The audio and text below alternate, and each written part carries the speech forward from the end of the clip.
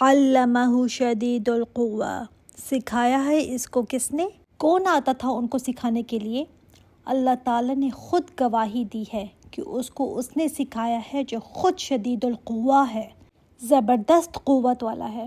آگے آ رہا ہے کہ آپ صلی اللہ علیہ وآلہ وسلم کی جو جبرائیل علیہ السلام سے ملاقات ہوئی تھی اس کا واقعہ ہے، اور اس کو آپ سورہ التکویر میں بھی دیکھ سکتے ہیں۔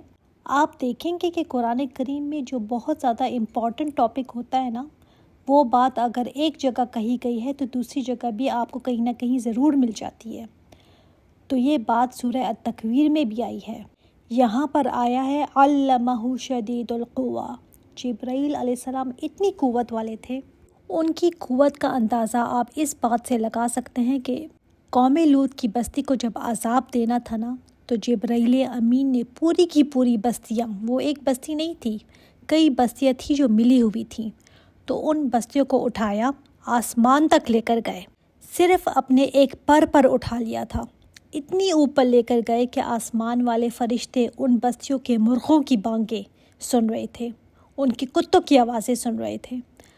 اللہ تعالیٰ معاف کرے، اللہ تعالیٰ معاف کرے جس گناہ کو آج گناہ سمجھا ہی نہیں جاتا، اور کہتے ہیں نیچرل سی بات ہے۔ ایسی قوم کو اللہ تعالیٰ نے کیا عبرت کا نشانہ بنا دیا تھا کہ ایک پر لے کر ان کو آسمان تک لے گئے اور وہاں سے ان کو زمین پر پٹخا۔ اس کی شدت کا آپ اندازہ لگا سکتے ہیں۔ پھر قوم سمود جو بڑی طاقتور قوم تھی، کیسے ہلاک ہوئے تھے وہ؟ جبرائیل امین کی ایک چیخ سے ہلاک ہوئے تھے وہ۔ اور پھر جبرائیل امین کی قوت کا اندازہ آپ اس بات سے لگائیں کہ آسمان سے یہ انبیاء علیہ الصلاۃ والسلام پر جب یہ نازل ہوتے تھے اور پلک جھپکنے سے پہلے یہ آسمان پر واپس پہنچ جاتے تھے، اور انہی کو اللہ تعالیٰ انبیاء کرام کی طرف بھیجا کرتے تھے وحی دے کر ہمیشہ۔ یعنی ان کی عظمت بھی اس بات سے دیکھ لیں، اور صاحب عرش کے ہاں ان کا بہت بڑا مقام ہے، بہت بڑا، فرشتوں کے سردار ہیں یہ، ان کی بات مانی جاتی ہے، بہت امانت دار بھی ہیں۔ تو اللہ تعالیٰ نے جو وحی دے کر ان کو بھیجا نا، ایک حرف بھی ادھر سے ادھر نہیں ہوا، ایز اٹ از ہم تک پہنچایا۔ اور رسول بشر بھی امین تھے کہ کافر بھی ان کو کہتے تھے کہ آپ صادق اور امین ہیں۔ تو جب اس قرآن کو ہم پڑھیں نا تو شرح صدر کے ساتھ پڑھیں کہ یہ اللہ تعالیٰ کے الفاظ ہیں، ایز اٹ از ہم تک پہنچے ہیں۔ یہ سوچ کر ہی نا دل میں ایک روپ سا آ جاتا ہے، اور پھر ہم کیا چیز ہیں کہ کسی بات پر ہم اعتراض کریں۔ ذو مرۃ فاستویٰ، مرہ کہتے ہیں وہ طاقت جو وقت گزرنے کے ساتھ ساتھ کم نہیں ہوتی، اور یہ معنی بھی اس کا لیا گیا ہے کہ خوش شکل، اور یہ معنی بھی لیا گیا ہے کہ ذہنی صلاحیت۔ جو انبیاء ہوتے ہیں نا بڑے خوبصورت، بڑے وجیح ہوتے ہیں، اور اللہ تعالیٰ کے فرشتے بھی بہت خوبصورت ہیں۔ اور جبرائیل امین کی خوبصورتی کے بارے میں تو آتا ہے کہ ان کے 600 پر ہیں، اور آپ صلی اللہ علیہ وآلہ وسلم نے جب ان کو دیکھا تھا تو ان کے پروں سے موتی، یاقوت، جواہر جھڑ رہے تھے، یعنی اتنے حسین ہیں۔ سبحان اللہ۔ ذو مرۃ میں ذہنی صلاحیت بھی، خوبصورتی بھی۔ اب کیسے وہ خوبصورت ہوں گے واللہ عالم۔ فاستویٰ، پھر سیدھا کھڑا ہو گیا۔ اب یہ ملاقات کا ذکر ہے جو کہ نبی کریم صلی اللہ علیہ وآلہ وسلم کی جبرائیل امین کے ساتھ ہوئی تھی، اور پہلی بار جب نبی کریم صلی اللہ علیہ وآلہ وسلم نے جبرائیل علیہ السلام کو دیکھا تھا اس کا ذکر ہے۔ اور کیسے دیکھا تھا؟ جب نبی کریم صلی اللہ علیہ وآلہ وسلم پر پہلی وحی نازل ہوئی تھی، اقرأ بسم ربک الذی خلق، تو اس کے بعد وحی کا سلسلہ کچھ عرصے تک بند ہو گیا تھا۔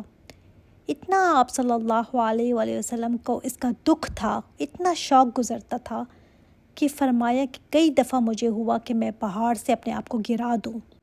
اتنا آپ صلی اللہ علیہ وآلہ وسلم کی طبیعت پر یہ بھاری گزرتا تھا کہ کیا ہو گیا ہے، ایک دم وحی کیوں رک گئی ہے۔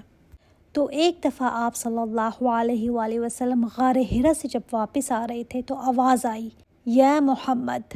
تو آپ صلی اللہ علیہ وآلہ وسلم نے دائیں بائیں دیکھا، کوئی نہیں تھا۔ پھر آواز آئی، یا محمد صلی اللہ علیہ وآلہ وسلم۔ تو پھر ادھر ادھر دیکھا، کوئی نہیں ہے۔ اتنے میں جب آپ صلی اللہ علیہ وآلہ وسلم کی نظر آسمان کی طرف اٹھی تو دیکھا پورا آسمان بھرا ہوا تھا جبرائیل علیہ السلام کے پروں سے۔ 600 پر تھے، اور اتنی بڑی جسامت تھی کہ آسمان کے سارے کنارے ڈھکے ہوئے تھے۔ آپ صلی اللہ علیہ وآلہ وسلم خوفزدہ ہو گئے تھے، بے ہوش ہو گئے تھے ان کو دیکھ کر۔ آسان نہیں ہوتا فرشتوں کو ان کی اصلی صورت میں دیکھنا۔ تو یہ پہلی ملاقات تھی۔ تو اللہ تعالیٰ نے فرمایا فاستویٰ، وہ سیدھا کھڑا ہو گیا۔ وَهُوَ بِالْأُفُقِ الْأَعْلَىٰ، تو وہ اعلیٰ افق پر تھا، آسمان کے کنارے ان کے پروں سے ڈھکے ہوئے تھے۔ پھر وہ سیدھے کھڑے ہو گئے۔ اب سوچیں ذرا، اس کو امیجن کریں۔ ثُمَّ دَانَا فَتَدَلَّىٰ، پھر قریب آیا اور اتر آیا۔ آپ صلی اللہ علیہ وآلہ وسلم سے وہ قریب آ گئے۔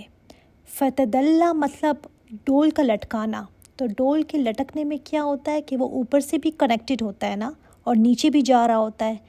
اسی طرح جبرائیل علیہ السلام آسمان پر بھی تھے، مگر نیچے ایسے آئے کہ جیسے لٹک کر آپ صلی اللہ علیہ وآلہ وسلم کے قریب آ گئے تھے، لیکن آسمان سے بھی ان کا کنیکشن ختم نہیں ہوا تھا۔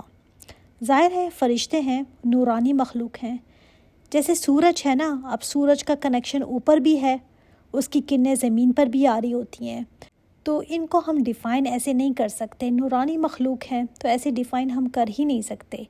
تو وہ آپ صلی اللہ علیہ وآلہ وسلم کے قریب آ گئے۔ اور اللہ تعالیٰ نے یہ دیدار کیوں کروایا نبی کریم صلی اللہ علیہ وآلہ وسلم کو؟ تاکہ رہتی دنیا تک کوئی یہ نہ کہہ سکے کہ پتہ نہیں کون آتا تھا، پتہ نہیں اللہ کی طرف سے بھیجا ہوا فرشتہ بھی تھا یا کوئی اور تھا۔ اور کتنی دفعہ آپ صلی اللہ علیہ وآلہ وسلم نے دیکھا تھا جبرائیل امین کو؟ ان کی اصل حالت میں 2 دفعہ۔ اس کے علاوہ جو وحی لاتے تھے جبرائیل علیہ السلام آپ صلی اللہ علیہ وآلہ وسلم کے پاس، تو وہ کبھی انسانی شکل میں آتے تھے، کبھی آپ صلی اللہ علیہ وآلہ وسلم پر گھنٹی کی سی صورت میں وحی آتی تھی، کبھی آپ صلی اللہ علیہ وآلہ وسلم کو سردیوں کے دنوں میں پسینہ آ جایا کرتا تھا، وہ بھی جبرائیل امین آپ صلی اللہ علیہ وآلہ وسلم کے دل پر وحی القاء کرتے تھے۔ کبھی آپ صلی اللہ علیہ وآلہ وسلم کو خواب میں کچھ چیزیں دکھائی دیتی تھیں۔ سورہ شورى میں بھی آتا ہے نا کہ اللہ تعالیٰ کسی بشر سے کلام نہیں کرتا مگر صرف 3 ہی صورتوں میں، جس کے ذریعے سے کلام فرماتا ہے۔ فرشتے کے ذریعے، جیسے کہ یہ قرآن جبرائیل علیہ السلام کے ذریعے آپ صلی اللہ علیہ وآلہ وسلم تک پہنچا۔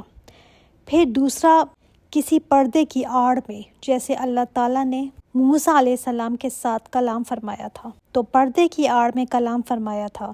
اور آپ صلی اللہ علیہ وآلہ وسلم بھی جب معراج پر گئے تھے تو آپ صلی اللہ علیہ وآلہ وسلم کے ساتھ بھی اللہ تعالیٰ نے کلام فرمایا، مگر آڑ میں، آمنے سامنے نہیں۔ پھر تیسرا القاء کیا تھا، دل میں ڈالا، یا تو خواب کے ذریعے یا خیال کے ذریعے۔ تو جو نبیوں کے دل میں اللہ تعالیٰ ڈالتے ہیں وہ اللہ تعالیٰ کی خاص حفاظت ہوتی ہے۔ ہاں، مگر دوسرے لوگوں کے دل میں نیکی کے جو خیالات آتے ہیں وہ وحی کی صورت نہیں ہوتی، کیونکہ اس کی حفاظت نہیں ہے نا۔ نبی کریم صلی اللہ علیہ وآلہ وسلم کے پاس 3 صورتوں میں وحی آئی۔ تو کیا قرآن خواب میں آیا تھا آپ صلی اللہ علیہ وآلہ وسلم کے؟ یا آپ صلی اللہ علیہ وآلہ وسلم جب معراج پر گئے تو کیا اللہ تعالیٰ نے خود ان کو دیا؟ نہیں، قرآن کریم صرف پہلی صورت میں آیا، جو میں نے آپ کو بتایا نا، فرشتے کے ذریعے۔ باقی 2 صورتیں وہ حدیث کی ہیں۔ اس لیے ہم دیکھتے ہیں نا کہ آپ صلی اللہ علیہ وآلہ وسلم نے فرمایا کہ میں نے یہ خواب میں دیکھا، وہ حدیث کی ہی صورتیں ہیں۔ اسی طرح ابراہیم علیہ السلام کا جو خواب آیا تھا وہ وحی کی صورت تھی۔ اسی طرح اللہ تعالیٰ نے جو باتیں معراج پر آپ صلی اللہ علیہ وآلہ وسلم سے کہیں وہ قرآن کا حصہ نہیں ہے، ہاں وہ حدیث کا حصہ ہے۔ آگے انشاءاللہ تعالیٰ ہم کچھ اور باتیں آپ صلی اللہ علیہ وآلہ وسلم کی جبرائیل امین کے ساتھ دیکھیں گے۔ سبحانک اللہم و بحمدک، اشہد ان لا الہ الا انت، استغفرک و اتوب الیک۔ السلام علیکم ورحمۃ اللہ وبرکاتہ۔